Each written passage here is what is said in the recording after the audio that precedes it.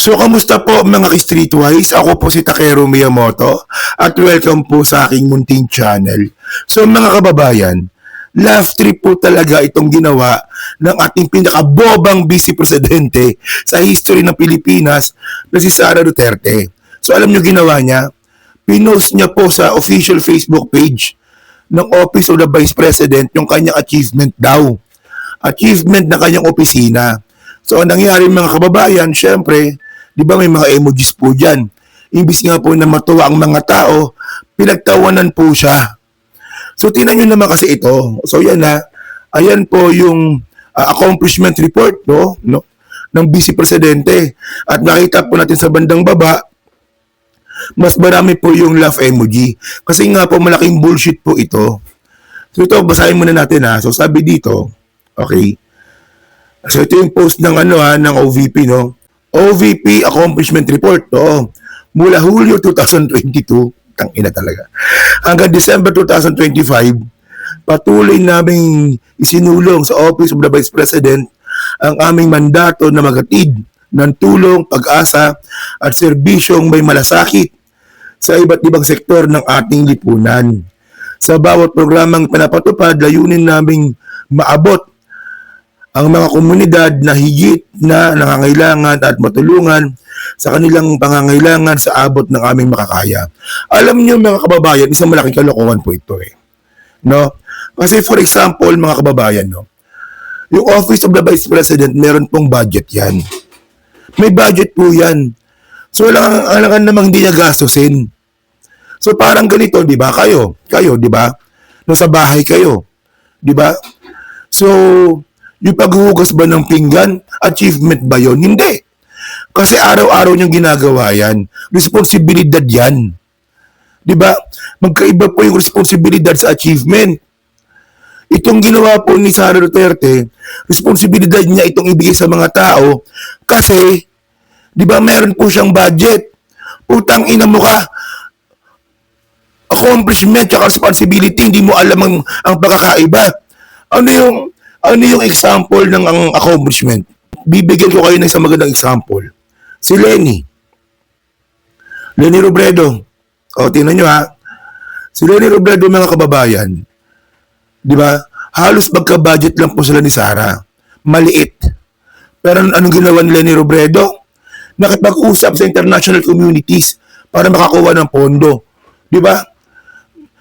Nakipag-usap sa mga kakilala niya para magbuo ng NGO. Kasi bawal siyang tumanggap so idadan sa NGO. So ito ha, tingnan niyo ito ha. Yan, may article dito. Sabi dito ha, hindi ko ito gawa-gawa ha. Mayroon ako nagbabasihan.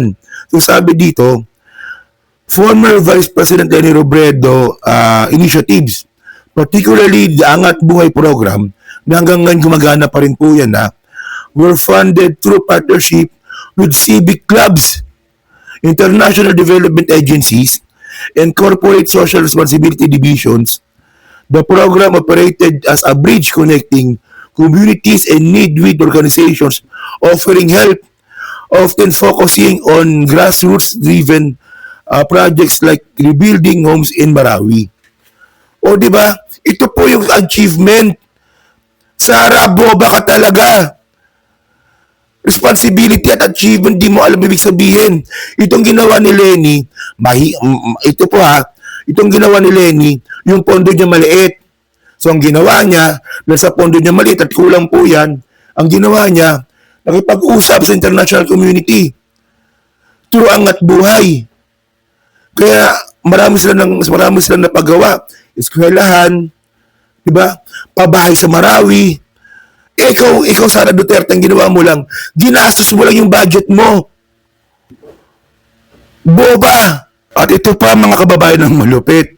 Ito balikan po natin yung kanyang accomplishment report. So may nakalagay po dyan saan ba yun? Ito, Magnegosyo Taday. 39 group beneficiaries, 4,475 individual beneficiaries. Pero alam nyo nakakatawa dito mga kababayan, ito po ay na-flag ng COA. Hanggang ngayon hindi pa nasasagot ni Sara ito. December 1, 2025. Last year lang, December. A COA report shows that beneficiaries of the Magnegosyo Taday program did not undergo the required DTI and PDIC assessment to determine if their enterprises were viable, violating rules set by the OVP. Ayan o, puta, yan na nga lang yung gagawin ni Sara Duterte. Hindi niya pa magawa ng maayos. Anong ginawa ni Sara? O para sa mga bobong mga DDS, explain natin kasi mga bobo nga kayo. Yung magnegosyo taday mga kababayan. Ang ginawa ni Sara, hinantik niya lang, ikaw pwede, ikaw. It doesn't work that way. Kasi po, ang kailangan dito, meron po itong pakikipagtulungan sa DTI kung kikita ba yung gagawing negosyo. Kung naangkop ba yung negosyo sa taong pagbibigyan. And then pati sa PDIC mga kababayan, kailangan po yan para po sa revolving ng pera kasi negosyo po yan. Pero hindi po ito ginawa ni Sara. Ito na nga lang gagawin mo, achievement report mo, putang na palpak. Boba ka kasi, Sara, boba ka. O tinan nyo, meron pa siya sinasabi dito. Siya na, may ngayong aso ko ha. May sinasabi pa siya dito, no, yung accomplishment report, balikan natin. So meron siyang sinasabi dito na, saan na ba yun? Relief operation. Relief operation mga kababayan. So yung relief operation mga kababayan, no, na-flag din po ng COA yan. Na-flag din po ng COA yan. So ito, no, kung makita ngayon natin dito, no, ito na balita to, December 1 din, 2025, no. So COA flags OVP deficiencies documentation on distributed 110 million welfare goods. So welfare goods to nga po yung sinasabi nga po ni Sara na, saan na ba yun? Na relief operations. 110 million po na flag ng COA na hanggang ngayon hindi pa rin po nasasagot. Oh, akala ko ba sabi ng mga bobong mga DDS, ay si Sara, clear ng COA, tanga. Nagpapaniwala kasi sa mga vlogger ninyo. Yan ang problema sa inyo. And by the way, mga kababayan, di ba? Ito, no, meron pa sinasabing pansarap program. Pansarap program, ito po yung para sa mga pagkain ng mga estudyante na napanisan. Panis. Oh. So, ang point natin dito mga ka-streetwise, no, sinungaling po yun si Sara. Niloloko po nila kayo. So, tinan nyo to ito kilala nyo ba yan? Ito, no? Ngayon, mga kababayan, ang ginagawa ni Sara, no, ito maiba lang tayo, no. Itong si Ramil Madriaga nga po, dinidiscredit niya. Dina-downplay niya. No, kasi alam naman po natin, no, itong si Ramil Madriaga, bagman po ni Sara Duterte po yan, ayon sa affidavit. So, ang ginawa ni Sara, alam niyo, merong ito, pakita ko sa inyo, no. Yung si Sara Duterte, Ramil Madriaga, tsaka si Attorney Ryan Kilala. So, ngayon kasi mga ka-streetwise, no, ang sinasabi nga po ni Ramil Madriaga, siya daw po yung nagbuo ng Isip Pilipinas. Yung Inday Sara for President ba yun, no? Parang ganun. So ngayon, ang ginawa ngayon nito ni Sara, nagpalabas ng isang Attorney Ryan Kilala, no? Na sinasabi na ito ang totoong gumawa ng Isip Pilipinas. Hindi si Ramil Madriaga. No? Para masira nga yung credibility. So yun nga lang mga kababayan, inamin naman po ni Ryan Kilala na kilala niya rin po si Madriaga. Kilala nga eh. So alam niyo mga kababayan, ang pinaka nakakatawa dito sa narrative nga po ni Kilala, no. Tingnan niyo So tinatanggi nga po ni Sara Duterte, nakakilala niya si Ramil Madriaga. Okay, kasi para hindi sumabit, di ba? Yun nga lang mga kababayan, inamin naman po ni Kilala na kilala niya si Ramil Madriaga. At pangatlo, mga streetwise, no, may delivery ng pera mula kay Madriaga papunta kay Ryan Kilala. So sila-sila rin po yun. So yun nga po ibig kong sabihin. Sinungaling po yun si Sara Duterte. Yung kanyang achievement report, sinungaling, nagtawanan kasi di niya alam ang pagkakaiba ng responsibility sa accomplishment. Pangalawa, yung issue niya nga po kay Madriaga, sinungaling din. So ano to? Congenital liar? Si Sara Duterte mga kababayan, congenital liar?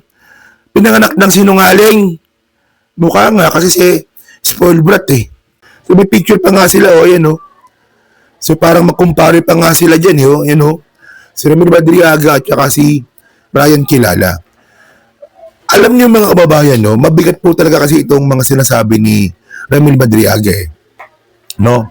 Na yung confidential fund nga po na hinahanap natin, siya yung naging bagman, kasama nga ito sila Chika at saka si Nolasco, na security nga po ni Sara Duterte. So, alam nyo noon, nanganganib talaga yung buhay nga po talaga ni Ramil Madriaga. Kasi mamamatay tao nga po yun si Sara Duterte. Di ba? So, yun, no, so good job po dito yung ginawa ng Congress na nabibigyan po siya ng security dyan nga po sa hearing nga po sa impeachment. Di ba? So yun no, so yun mga kababayan. No? So kayo po, no, ano masabi nyo nga po dito, no, sa ginawa nga po ni Sara Duterte na pagsisinungaling.